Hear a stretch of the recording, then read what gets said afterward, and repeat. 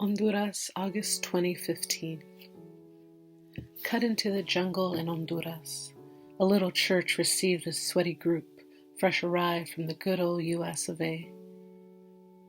Well, at least I know I was sweating. My legs swelling with mosquito bites, DEET burning my skin. I thanked God for the cold showers that reminded me of my family's home in Mexicali, and my first love's mama's shower on Bonnie Bray, in la ciudad de Nuestra Señora de Los Ángeles, Tongva territory. Eyes feasted on the green foliage all around us, heart stunned as we rode past hectares y hectares of oil palm tree plantations. Oil extracted from each fruit, illegal and violent invasions that poison land and water.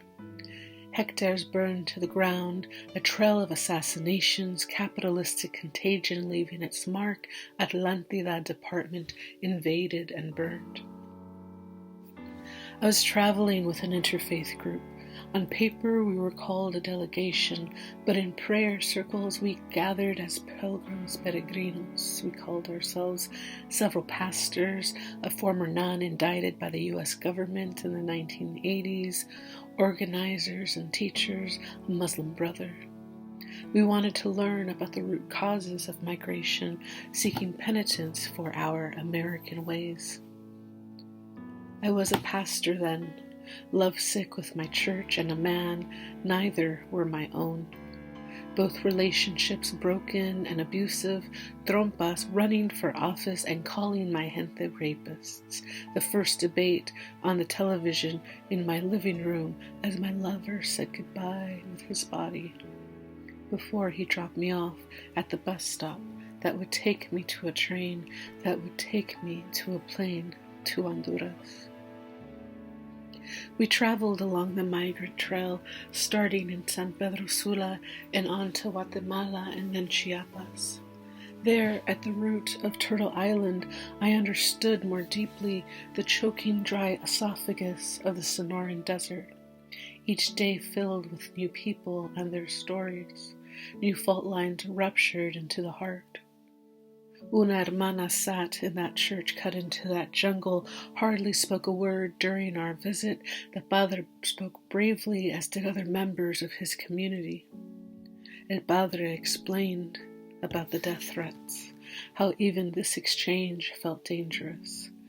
Death threats often come in disguise with a cross and a flame and a holy name, well, at least to some.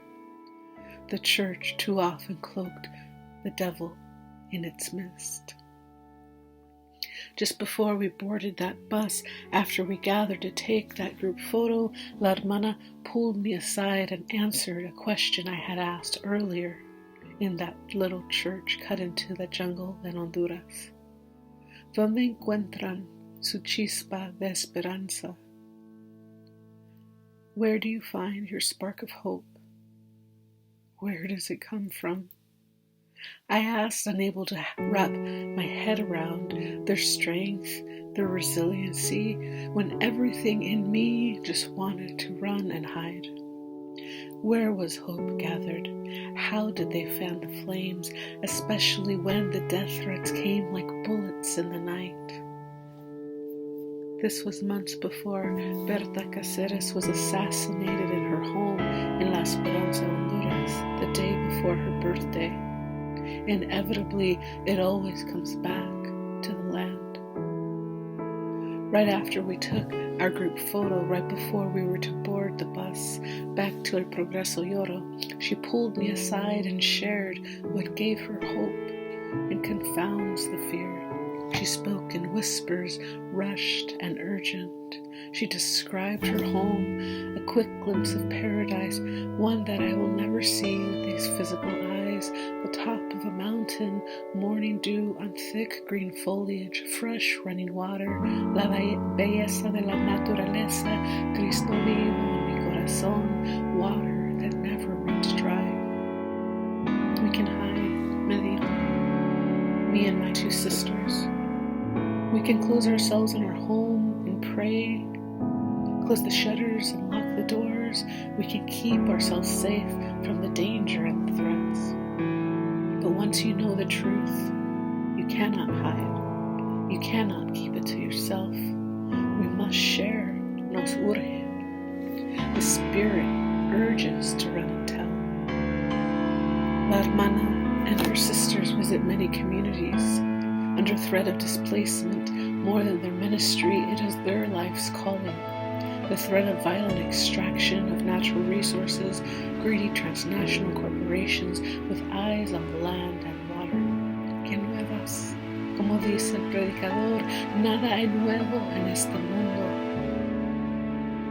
La hermana y sus hermanas put their safety on the back shelf.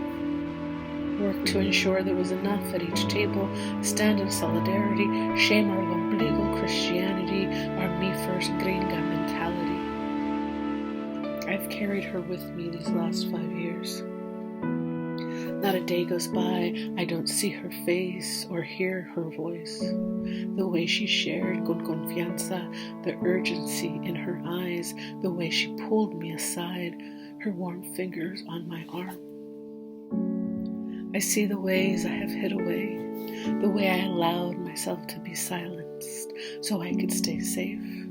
No desire to feel the blade of a machete against the veins in my neck, have sunk into the mire of heartbreak and then routine, lick the wounds and reinfect, have worn a mask long before this pandemic. I have closed the door and shuttered the windows and like an armadillo, curled myself into a ball, refusing to come out. But the spirit, the